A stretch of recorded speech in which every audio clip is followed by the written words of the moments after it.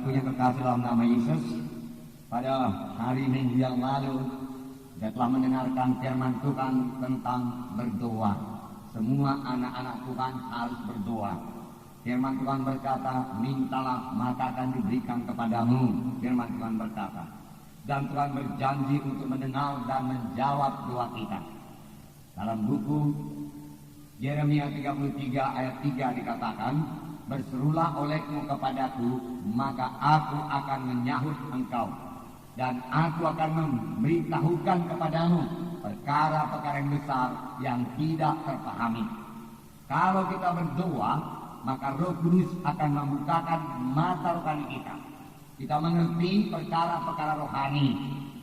Perkara-perkara rohani tidak dapat dimengerti oleh akal manusia ini. Perkara-perkara rohani hanya bisa dimengerti kalau Roh Kudus memberikan wahyu kepada kita. Dan itu datang kepada kita kalau kita berdoa. Jadi kalau kita berdoa, kita akan bertambah kaya dalam perkara-perkara rohani. Kalau kita berdoa, saudaraku, Tuhan menjawab doa kita. Dan kuasa Tuhan akan turun kepada kita. Kalau kita berdoa buat diri kita. Dan kuasa Tuhan akan turun kepada orang yang kita doakan. Roh Kudus akan bertambah-tambah aktif kalau kita berdoa. Bukan hanya Roh Kudus bertambah-tambah aktif, malaikat pun bertambah-tambah aktif kalau kita berdoa. Maka Robert Liardon berkata, kalau kita tidak berdoa, maka malaikat-malaikat Tuhan bisa kalah. Tapi kalau kita berdoa, malaikat Tuhan bertambah aktif, siap sedia dengan pedangnya berlaku untuk mengawal kita dan mengusirkan semua kuasa-kuasa kegelapan. Nah, banyak topik-topik doa saudaraku yang ditaruh Roh Kudus dalam hati kita. Kalau kita mau melaksanakannya, saudaraku. Saudara, firman Tuhan yang berkata berdoa dengan tidak berkeputusan, boleh kita praktekkan, saudaraku. Dan saudara akan menikmati satu persekutuan yang indah dengan Tuhan, saudaraku. Saudara, yang kekasih dalam nama Yesus, pada hari Kamis, saudaraku, saya keluar rumah, saudaraku, dari Padang Bulan dan terus berjalan naik mobil sampai ke jalan Pancing sana, saudaraku. Dan sepanjang jalan saya berdoa, bersekutu dengan Tuhan, saudaraku. Saya doakan rumah-rumah di sepanjang jalan, saudara. Berada pada jamin-jamin ginting saya doakan, Tuhan berapakah yang diselamatkan dari rumah-rumah di pinggir jalan ini, Tuhan. Tahu saya belum banyak Tuhan diselamatkan, baru beberapa rumah saja. Oleh sebab itu bermurahlah Engkau Tuhan, berikanlah Roh Kudus bekerja kepada mereka Tuhan, dan mereka lebih terbuka lagi kepada Injil Tuhan. Haleluya Tuhan, saya katakan. Dan saudaraku, saya mengusirkan roh jahat dari sana, saudaraku. Saya mengusirkan roh jahat dari praktek-praktek dukun yang saya ketahui sepanjang jalan itu. Di dalam nama Yesus kau pergi, roh jahat saya katakan dalam nama Yesus. Saya melewati gereja-gereja, saya katakan berkati gereja ini Tuhan. Tuhan, supaya jiwa-jiwa bertambah-tambah diselamatkan gereja ini. Mereka mengenal kebenaran-Mu Tuhan. Berkati hamba Tuhan yang lain di sini. Berkati mereka secara finansial juga Tuhan. Haleluya Tuhan. Dan terus saya berjalan sampai Prof Yabim sana, saudaraku. Saya terus berdoa. Tuhan, daerah ini kelihatannya belum banyak orang Kristen Tuhan. Tapi Engkau bekerja terus Tuhan. Sampai lebih banyak orang yang bertobat di sini dan mengenal Engkau Tuhan sebagai Tuhan dan Juru Selamat. Dan saya usirkan semua roh jahat dalam nama Yesus. Roh pengaruh dalam nama Yesus. Saudaraku, saya menikmati persekutuan yang indah dengan Tuhan, saudaraku. Sepanjang perjalanan, saya dekat dengan Tuhan. Saya merasakan hadirat Tuhan, saudaraku. Saudara, saya berdoa di tempat yang perlu saya doakan, saudaraku. Puji Tuhan, saya percaya di pimpinan Roh Kudus dan Tuhan mendengar dan menjawab doa kita. Amin, saudara. Haleluya. Nah, dari itu saudaraku, saudara perlu berdoa buat rumah-rumah di sekitar saudara. Saudara, di sekeliling kelompok sel saudara, banyak rumah-rumah belum diselamatkan. Doakan supaya Roh Kudus bekerja membawa dia kepada keselamatan. Doakan sekolah-sekolah yang telah lewati, saudaraku, supaya jiwa-jiwa di sana boleh mendengarkan Injil Tuhan yang diselamatkan. Fakultas-fakultas, saudaraku, dan lain sebagainya. Roh Kudus akan memimpin saudara untuk berdoa.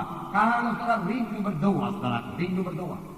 Dan Tuhan, kuasa Tuhan akan turun jika mereka bertambah-tambah terbuka pada Injil Tuhan, saudaraku. Saudara, dan ini membawa saudara kepada satu persekutuan yang intim dengan Tuhan. Saudara, kita tidak berdoa kuat-kuat, saudaraku. Kita berdoa, saudaraku, dengan suara yang pelan-pelan saja, saudaraku. Tapi kita tahu Tuhan mendengarkan doa kita. Tapi kita memiliki persekutuan dengan Tuhan, saudaraku. Kita tidak menjadi orang yang aneh, saudaraku. Walau mengusir setan juga, saudaraku. Kalau di depan orang lagi berjalan, tidak perlu, saudaraku, yang dengan suara yang kuat, saudaraku. Tidak perlu. Setan mendengarnya dan dia harus pergi dalam nama Yesus. Nah, jadi kalau kita berdoa, saudaraku, kuasa Tuhan akan turun. Kuasa Tuhan akan turun. Karena firman Tuhan berkata dia akan mendengar doa kita dan menjawab doa kita. Saudara, terus bersekutu intim dengan Tuhan. Lihat saja saudaraku Abraham bergaul intim dengan Tuhan. Saudaraku. Dia berkata-kata dengan Tuhan. Dia mengetahui hati Tuhan. Saudaraku. Dia mengenal kehendak Tuhan. Dan dia bisa membela Tuhan. Saudaraku. Dan Tuhan boleh berkata-kata kepada dia. Minggu yang lalu kita katakan bahwa ini adalah salah satu tanda kedewasaan rohani kita. Saudaraku. Kita bisa berdoa. Saudaraku. Bisa berdoa buat orang lain. Bisa bergaul dengan Tuhan. Dalam perjanjian lama di waktu dosa manusia sangat bertambah, saudaraku, dikatakan bahwasanya Nuh bergaul dengan Tuhan. Walau sekelilingnya penuh dengan dosa, hidup dengan kekerasan, saudaraku, tetapi Nuh bergaul dengan Tuhan. Karena Nuh bergaul dengan Tuhan, dia teguh dalam Tuhan, dia kuat dalam Tuhan. Bagaimanapun orang mengejek dia, saudaraku, bagaimanapun orang, saudaraku, menarik dia keluar daripada jalan Tuhan, atau menarik dia keluar daripada pekerjaan yang dikerjakannya buat Tuhan, dia sama sekali tidak bergeming, tidak bisa digerakkan, saudaraku. Karena saudara, dia bergaul dengan Tuhan. Tuhan itu adalah kekuatannya, haleluya. Dan Tuhan juga kesukaannya, dan Tuhan juga kesukaan hati kita. Amin, saudara. Nah, yang kedua minggu yang lalu yang saudara ingat, yaitu mengenai ucapan. Ucapan mulut kita ini sangat berkuasa. Karena saudara adalah roh yang hidup, saudaraku. Saudara, dahulu kita diciptakan sebagaimana gambar Tuhan. Dan bagaimanakah Tuhan menciptakan dunia ini? Dia mengucapkan perkataan. Jadilah terang jadi. Dengan apa yang dijadikan? Dengan ucapan. Setelah roh saudara lahir baru, roh saudara menjadi hidup, saudara memiliki satu ucapan yang berkuasa. Firman Tuhan berkata, barang siapa yang berkata kepada gunung ini tercampaklah engkau dalam laut, asal tidak bimbang hatinya, tapi percaya bahwa apa yang dikatakannya itu akan jadi, maka dia akan memperoleh apa yang dikatakannya. Ini terjemahan dalam bahasanya. Maka dia akan memperoleh apa yang dikatakannya. Saudara akan memperoleh apa yang saudara katakan. Jangan katakan saya ini apa, saya ini tidak bisa berbuat apa-apa, pendidikan saya pun tidak tinggi, saya bukannya orang yang pintar, saya orang yang bodoh, saya orang yang lemah. Puji Tuhan, saudaraku, firman Tuhan berkata Tuhan memilih orang bodoh, Tuhan memilih orang lemah. Baik Tuhan mau bahkan dia sungguh-sungguh, sehingga dia bisa mempermalukan orang pintar, saudaraku, dan orang kuat, saudaraku. Bukan berarti Tuhan tidak mau menyelamatkan orang pintar dan orang kuat, saudaraku. Bukan, saudaraku. Tetapi orang yang lemah diselamatkan Tuhan, dia akan lebih kuat daripada orang dunia yang kuat. Orang bodoh yang diselamatkan Tuhan, dia akan lebih berhikmat daripada orang dunia yang punya pengetahuan. Amin, saudara. Apalagi kalau diselamatkan Tuhan orang yang sudah berpengetahuan dalam dunia ini, maka pengetahuannya akan berlipat ganda lagi, saudaraku. Karena ditambahi oleh Roh Kudus dengan pengetahuan akan perkara rohani yang tidak bisa diselami, dimengerti oleh pikiran manusia ini. Semua bertambah baik kalau kita datang kepada Tuhan. Jadi, saudaraku, jaga ucapan kita. Jangan ucapkan perkataan yang salah. Kadang-kadang ada anak-anak Tuhan yang setelah dia berdoa berkemenangan, dia sudah merasakan berkat Tuhan. Itu pasti berkat Tuhan. Dia katakan, ya. Kemudian saudaraku 2-3 hari kemudian dia belum melihat berkat Tuhan. Dia berkata, wah, rupanya perasaanku aja waktu berdoa itu bukannya aku diberkati Tuhan. Aku memang belum berubah hati. Nah, saudaraku, dia mensepi, dia menghapus doa ini. Yang lain berkata sudah dia berdoa menang. Nah, dan dia merasakan kuasa Tuhan. Bahwasanya Tuhan sudah mendengarkan doanya, kesembuhan sudah mulai berlaku. Tetapi dia berkata, kupikirnya bisa disembuh, rupanya tidak. Mengapa? Karena dia bersandar pada perasaannya. Iman sama sekali tidak bersandar pada perasaan. Iman bergantung kepada apa yang dikatakan oleh firman Tuhan. Firman Tuhan ya dan amin. Kalau firman berkata sembuh-sembuhlah itu. Firman Tuhan berkata, aku datang ke domba itu oleh hidup yang berkelimpahan. Itulah yang dimaksudkan Tuhan. Dan Tuhan mau mengenapkan firman-Nya sepanjang kita percaya dan tidak bimbang. Sepanjang kita memiliki iman. Salah satu tanda iman yaitu kita mengucapkan iman kita itu. Bahkan itu oleh keselamatan saja, saudaraku, kita perlu mengucapkan iman kita itu. Firman Tuhan berkata, barang siapa yang percaya dalam hatinya dan mengaku dengan mulutnya Yesus itu Tuhan yang telah datang ke dunia ini, mencurahkan darahnya, mati di kayu salib, bangkit pada hari yang ketiga, maka dia akan diselamatkan. Karena itu berarti dia percaya bahwasanya Yesus adalah juru selamatnya yang telah menanggung dosanya sehingga dia selamat. Nah, jadi percaya dengan hati dan mengaku dengan mulut. Amin sekarang. Nah, hari ini saudaraku, kita melihat saudaraku mengenai 3 perkara, yaitu kasih saudaraku, kemudian saudaraku hidup suci dan tak bercacat, kemudian saudaraku penuh dengan buah kebenaran. 3 perkara. Kasih yang sejati yang daripada Tuhan, kemudian saudaraku hidup yang suci dan tidak bercacat, kemudian penuh dengan buah kebenaran. Saudaraku, bisakah ini terjadi? Tentunya bisa. Kalau tidak bisa, saudaraku, Tuhan tidak akan beritahukan kepada kita. Dan saya membacakan pada surat Filipi pasal 1 ayat 9 dan 10. Saya membacakan, dan inilah doaku. Jadi ini doa Paulus pada sidang Filipi. Semoga kasihmu makin melimpah dalam pengetahuan yang benar dan dalam segala macam pengertian. Jadi dikatakan kasihmu makin melimpah, makin bertambah-tambah dalam segala macam pengetahuan yang benar dan segala macam pengertian. Kemudian ayat 10, sehingga kamu dapat memilih apa yang baik, supaya kamu suci dan tak bercacat menjelang hari Kristus, penuh dengan buah kebenaran yang dikerjakan oleh Yesus Kristus untuk memuliakan dan memuji Allah. Penuh dengan buah kebenaran yang dikerjakan oleh Yesus. Amin saudaraku. Jadi Yesus yang mengerjakan ini semua di dalam kita. Nah, yang pertama saudaraku, dikatakan saudaraku, kasih. Kamu bertumbuh dalam kasih yang mengenal kebenaran, dia katakan, sehingga kamu dapat membedakan mana yang baik, mana yang jahat. Saudaraku, inilah kasih Tuhan. Firman Tuhan berkata bahwasanya kasih Tuhan ini luar biasa. Luar biasa. Di dalam buku Efesus pasal 3 ayat 18-19, inilah dia kasih Tuhan yang diberikan kepada kita, yang boleh kita nikmati. Patut kita bersyukur kepada Tuhan buat kasih-Nya yang luar biasa. Puji Tuhan, saudara. Tuhan begitu baik. Efesus 3:18, aku berdoa supaya kamu bersama-sama dengan segala orang kudus dapat memahami betapa lebarnya dan panjangnya dan tingginya dan dalamnya kasih Kristus, dan dapat mengenal kasih itu sekalipun ia melampaui segala pengetahuan. Aku berdoa supaya kamu dipenuhi dalam seluruh kepenuhan Allah. Paulus berdoa, biarlah kamu mengenal begitulah besarnya kasih Yesus, melebihi akalmu. Terlalu tinggi, terlalu dalam, terlalu lebar, terlalu panjang, tidak bisa kamu ukur. Itu melebihi akalmu. Kasih Allah sangat besar. Biarlah pada hari ini kita tidak membatasi kasih Tuhan tersebut. Bagaimana membatasi kasih Tuhan tersebut? Kalau kita berkata dosaku terlalu besar, Tuhan tidak akan mengampuni dosaku. Ini sudah hukuman bagiku. Saudara berkata, saudaraku, firman Tuhan berkata, walau dosamu merah patmas sekalipun jadi putih seperti salju, firman Tuhan berkata, Tuhan datang untuk mengampuni dosa yang besar sekalipun, saudaraku, bisa disucikan oleh darah Yesus. Sepanjang orang itu mengambil keputusan yang tegas untuk bertobat, saudaraku. Tapi kalau orang itu sendiri tidak berniat untuk bertobat, saudaraku, dan mau terus dalam dosanya, dan dia mengandalkan kasih Tuhan yang berkata, kasih Tuhan begitu panjang, lebar, dan dalam, dia tidak akan membiarkan aku ke neraka, maka dia sudah salah pengertian, salah perkiraan.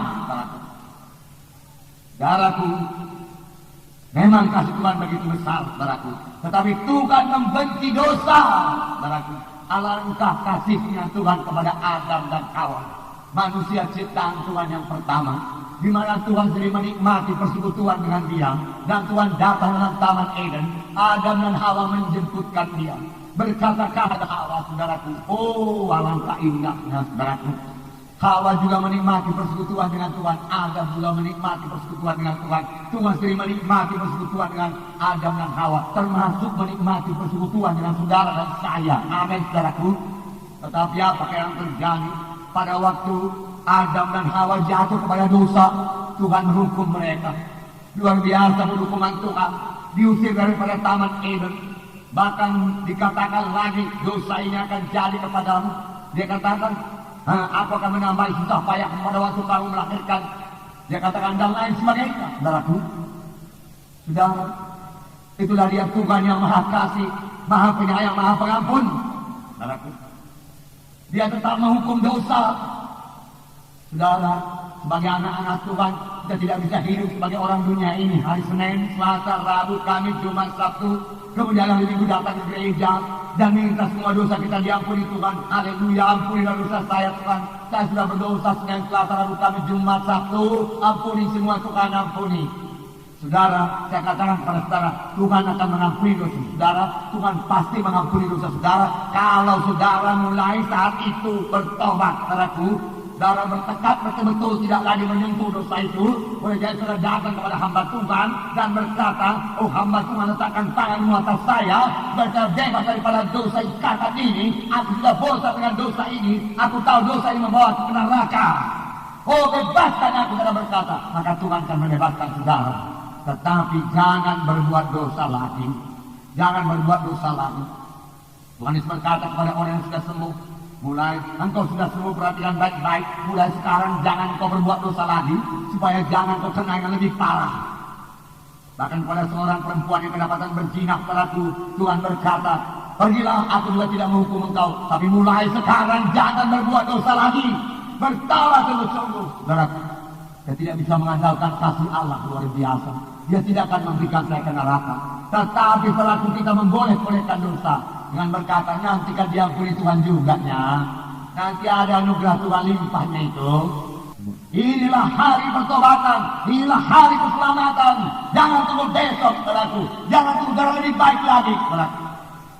Banyak orang saudaraku salah mengerti dengan kasih Tuhan. Nggak ada neraka, dia katakan. Bagaimana Tuhan yang begitu baik menciptakan neraka? Nyatanya sudah banyak orang ke neraka.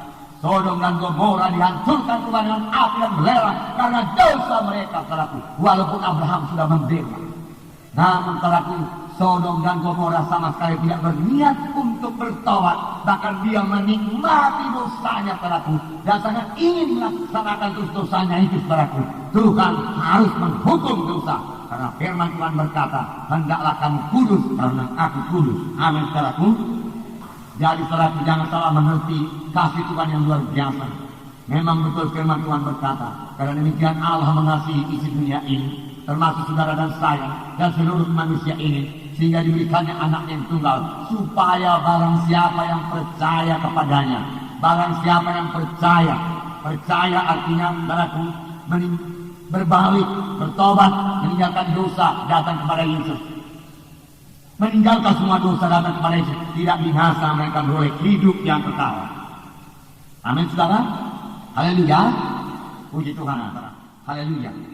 Dan saudara, Tuhan sendiri berkata, nah, sebelum seseorang anak Tuhan jatuh kepada dosa, Tuhan sudah melihatnya, saudara. Wah, saudara, kita ini rumah Roh Kudus. Roh Kudus dalam kita. Dia tahu kapan kita mau berdosa. Dia tahu kapan setan sudah menyerang pikiran kita dan mengajak kita berdosa dan menggoda kita untuk berdosa. Di saat itulah saudara menang.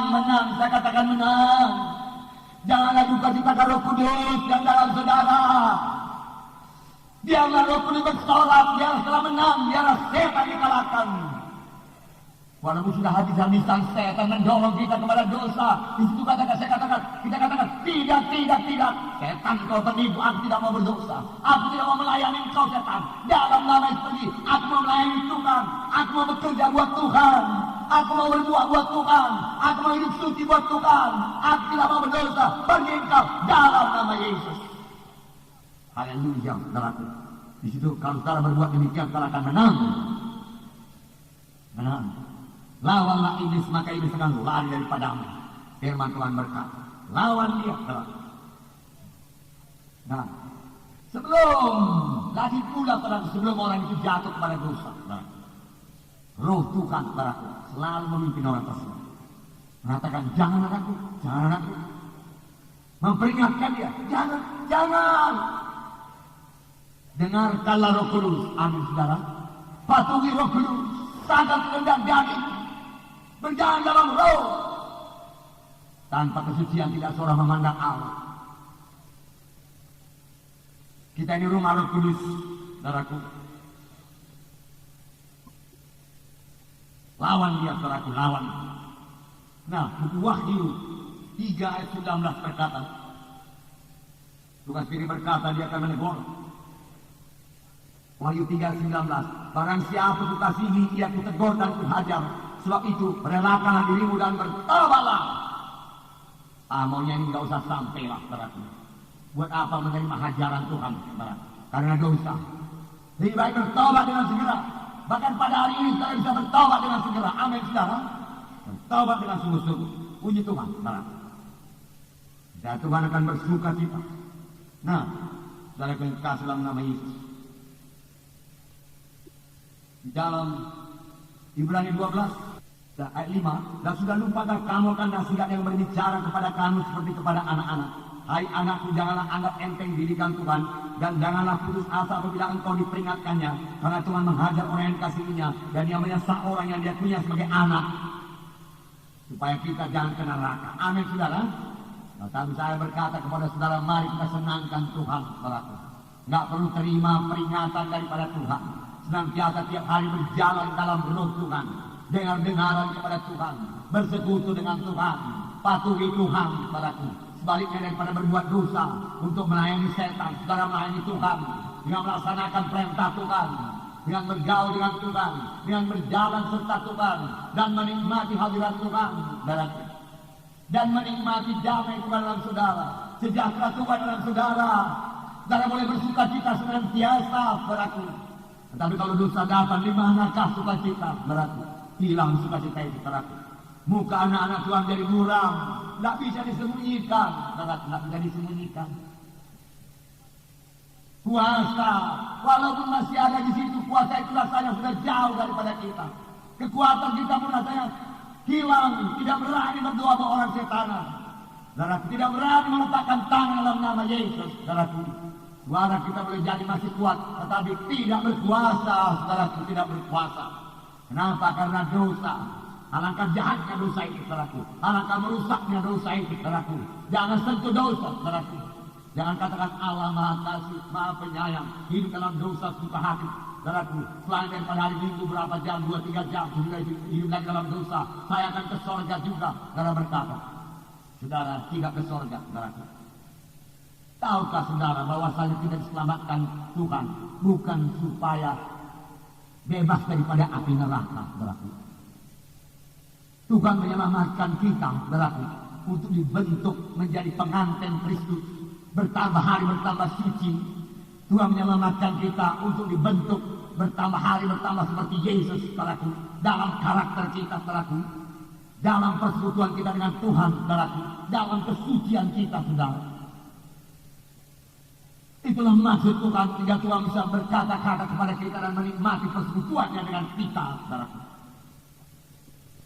Nah, jangan terus menerus hidup dalam dosa dengan mengandalkan kasih Allah begitu besar.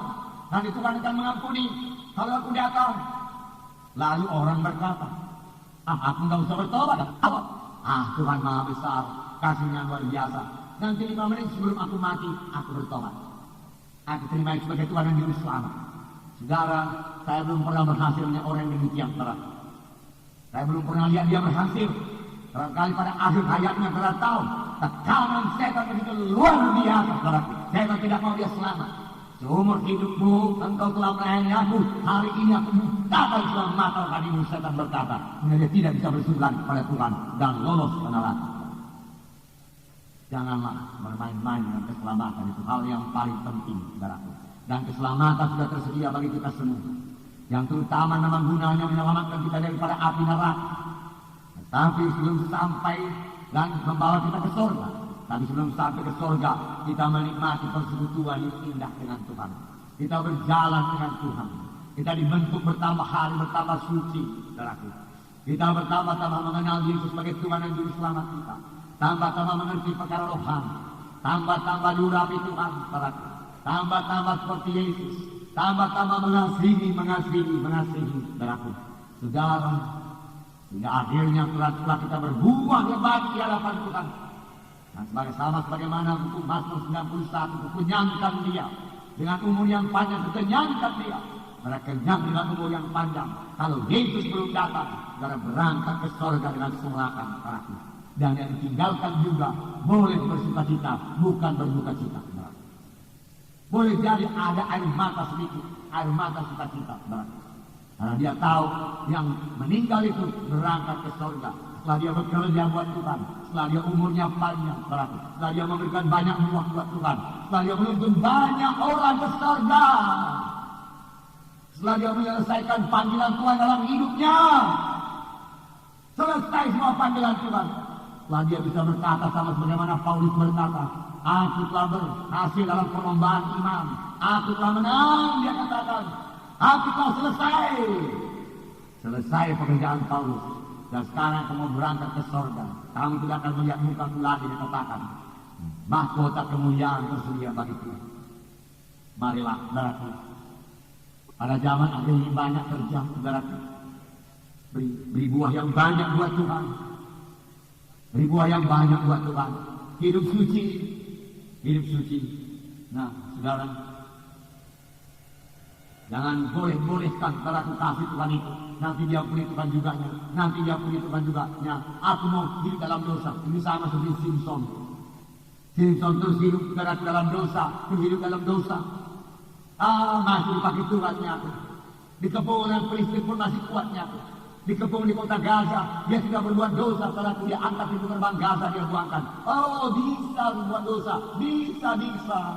Tuhan Maha Kasih, Tuhan pengampun. Pada suatu hari saudaraku, Delila menggunting rambutnya saudaraku. Dan Delila berkata, Filistin datang Simpson. Simpson berkata, biasanya aku lolos juga. Tapi tidak diketahuinya bahwasanya Roh Kudus sudah undur daripadanya. Dia menjadi manusia biasa. Dengan mudah ditangkap oleh Filistin, matanya disongkel, buta seumur hidupnya. Dan apakah kerjanya? Berputar-putar di situ, berputar-putar menggiling anggur, sampai pada satu saat, saudaraku, dia dipanggil Tuhan. Syukur pada waktu dia dipanggil Tuhan, Roh Tuhan menjamah dia sekali lagi. Dia sudah sangat rindu jamahan Tuhan, dia sangat rindu hadirat Roh Kudus seperti dahulu. Padahal dahulu hadirat Roh Kudus begitu limpah-limpah kepadanya, tidak dihargakan, saudaraku. Air hidupnya sekali lagi Tuhan. Jamah aku sekali lagi, kemudian dia akan mati, dia katakan. Gak guna lagi hidup. Itulah dia akibat dosa. Ya, beberapa orang kami layani, pemuda-pemudi kami layani, kadang-kadang mereka dihinggapi penyakit yang aneh, saudaraku. Saudara, kami tanya mengenai orang tuanya bagaimana. Kerap kali saudaraku, hidup orang tuanya, ada yang dukun lah orang tuanya. Ada yang sangat percaya pada dukun pacar jimat, begitu banyak berkala, begitu banyak ikutan penyembahan berkala. Ada orang tuanya berjudi, saudaraku, bermacam-macam. Lalu anaknya juga, saudaraku, kena kutuk dosa. Tapi saya tahu, saudaraku, kapan orang tuanya bertobat, anaknya bertobat, saudaraku, ya semua bebas, saudaraku, daripada kutuk dosa tersebut, saudaraku. Nah, haleluya, saudaraku. Yang kedua, saudaraku, ya, supaya kamu suci dan tidak bercacat. Nah, saudara, payah kali kamu mengerjakan kesucian itu? Tidak, saudara. Dan di sini dikatakan kamu suci karena pekerjaan Yesus. Biarkan saja Yesus bekerja.